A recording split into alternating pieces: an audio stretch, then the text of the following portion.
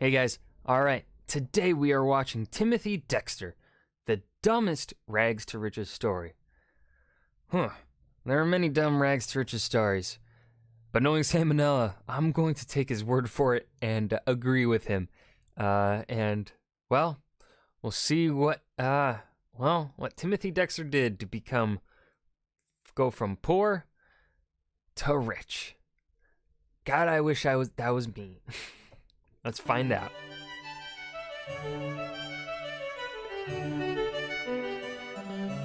Hey kids, now we all know that fate is a fickle thing. Some of us may try to defy its will, but there's enough small businesses with Pizza Hut roofs out there to tell you that such a thing is ultimately futile. As for Oh most of my us, god. Yes.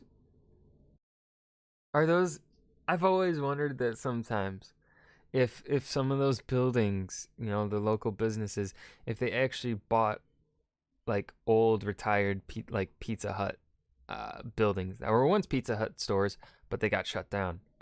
I've always wondered that because they all have that same roof as Salmonella said. we tend to have our fair share of good and bad His hair is luck on throughout fire. our lives. But every now and then, A RN robot. Jesus smiles upon some drooling little loaf child and says, "You, my son, you shall be the one with all the figgy pudding." That child was Timothy Dexter. Dexter was born in Malden, What? Massachusetts in 1747. Oh, He had a shit, humble before the upbringing, Revolution. dropping out of school as an 8-year-old to work as a farmhand and a leather worker. But Dexter thought he deserved better, so when he grew up, he married one Elizabeth Frothingham, a rich widow in need of company. Frothingham. Gold digging achieved, he began his quest to become a true aristocrat. As his first step, he thinks, all the rich guys I know are in positions of power. I should run for office. Now, the town of Malden wasn't much keen on appointing a bumbling second-grade dropout, but after rejecting dozens of petitions sent in by Dexter, they eventually gave up and decided to just make some shit up, leading to Dexter becoming the official informer of deer, tasking him with keeping logs on the local deer population. And over statistics of does and bucks alike, Dexter ruled with an iron fist, triumphantly concluding what many had already known: that there weren't any deer in Malden, Massachusetts. Satisfied with his political career, Dexter then set his sights on greater financial ventures. So a little history: in 1775, as part of our growing independence from Britain, the Continental Congress decided to establish their own currency, known as the Continental Dollar. Real creative there. Then the Revolutionary War started, and it dawned Oh on my people God. that these pieces of paper wouldn't be very useful in a giant pile of wet tea and smoldering patriots, causing their value to do one of those horny eagle death spirals. Then the Congress did, that stupid thing that every high schooler learns is stupid, not invading Russia in winter, but the other one, practically making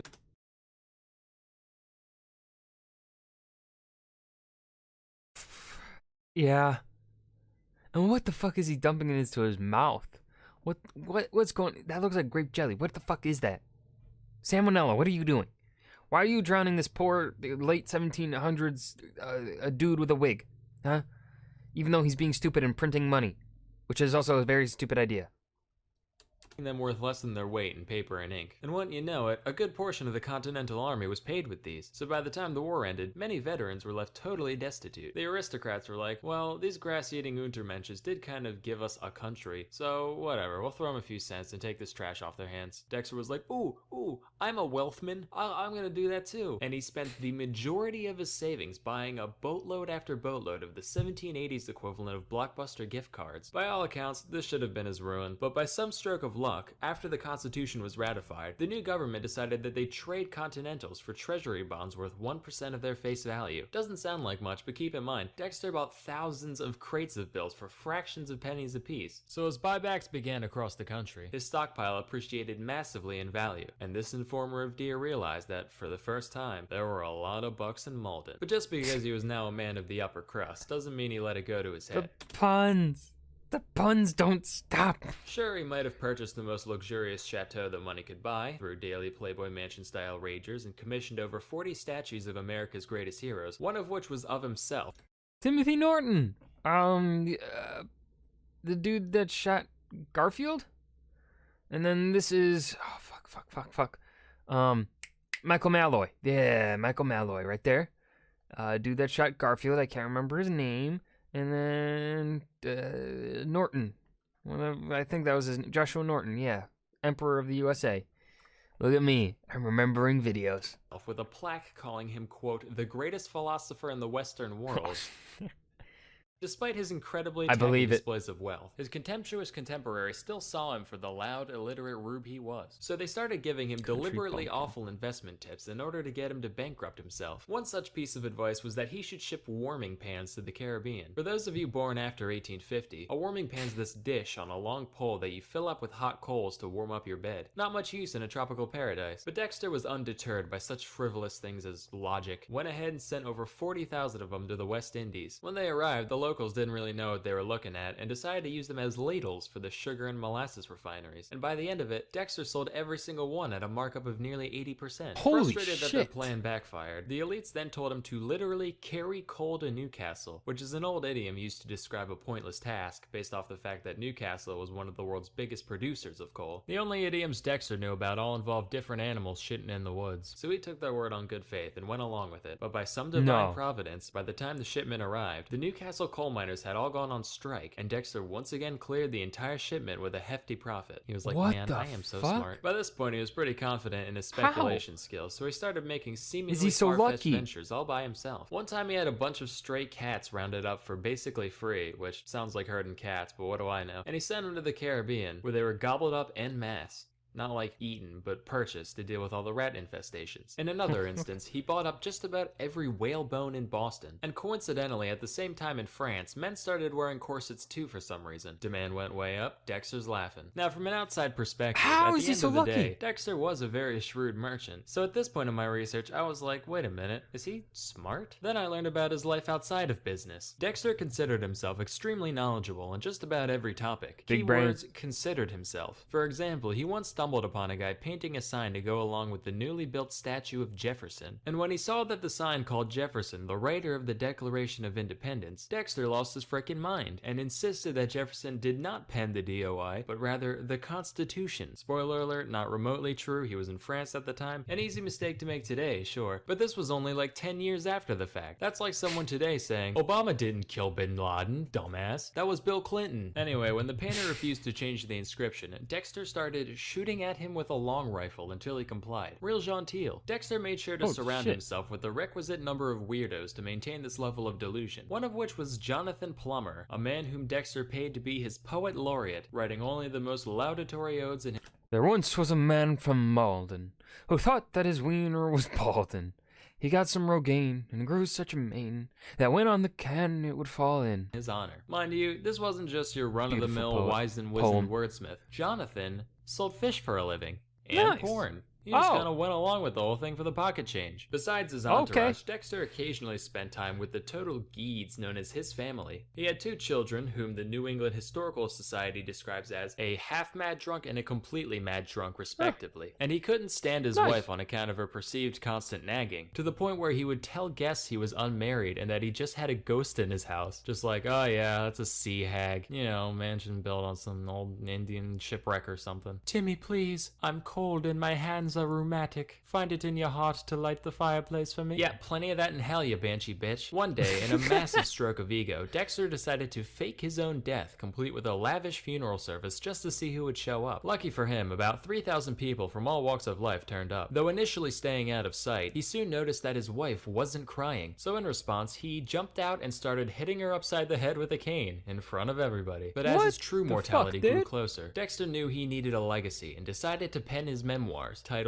A Pickle for the Knowing Ones, which was basically just 20 pages of unhinged ranting about politics, religion, his wife, and whatever else came to mind. No punctuation, random capitalization, the most amazing spelling I've ever seen. Here's some excerpts. George Washington. Attitude, philosopher, tobacco, general. And this is all just from the first few lines. The entire book is written like this. And just like everything else the guy did, the thing sold like fucking... That'd be a headache to read. General. I mean, that one's pretty simple to understand, but what was... Let's see, attitude? Yeah, I guess. George Washington? Yeah. And this is all just from the first few lines. The entire book is written like this. And just like everything else the guy did, the thing sold like fucking hotcakes. No Why does way. anybody even try? The best part is that when he got How? complaints about the total lack of grammatical anything, in the second edition of the book, he put an extra page at the end full of nothing but punctuation marks, with a little note saying that Anyone who felt like whining could just Hold up, we're gonna read this. For the master printer, the knowing ones complain of my book. The first edition had no stops put in it. I now hear in that may as they what? For the master printer, the knowing ones complain of my book. The first edition had no stops I put in. Enough here and that may paper and salt it as they. Oh, so they can. So he put those there so that the people that are complaining can put those punctuation and exclamation points and whatnot inside the text themselves. Okay, I get it. stick them wherever I they understand wanted. now. Dexter died in I think. 1806, and by and large, he probably should have ended up in Davy Jones's locker. But given the circumstances, I imagine the big man upstairs dropped his big deck of mortal soul trading cards at just the right moment, letting him slip through the pearly gates undetected. And legend has it that to this day, if you pray to the name Timothy Dexter, he'll look upon you kindly and share his skills with you all. Wait a minute. Share? Skill? Don't you motherfucker! He almost got. Let's go to. There. All right, that'll be the end screen. Wow. Yeah, that is a pretty fucking dumb rags to riches story. It's more, I wouldn't say kind of dumb, because it's so much pure luck. Absolute luck. He did not do anything. Timothy Dexter did not do anything shrewd. Well, I guess in a sense, the shrewdest thing he did was marry a widow that had money. But aside from that, he did not really do anything smart. He sold coal in Newcastle, England, where the Industrial Revolution started. And the Industrial Revolution started in England, mainly because of the large coal reserves that could be found in England. And he made a huge profit in England selling coal. Because when the shipment arrived, the workers went on strike. That is insane luck. And then he goes and sells bed warmers to the Caribbean, where it's tropical. And they get intuitive with it, and they use them as molasses, like spinner things or whatever. What kind of luck does this dude have? Or well, had. God damn.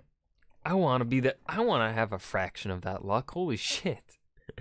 But yeah, that's gonna be it for today. I hope you guys enjoyed. Remember to leave a suggestion down below for what you want to see me react to next. I'll see you guys in the next video. Thank you.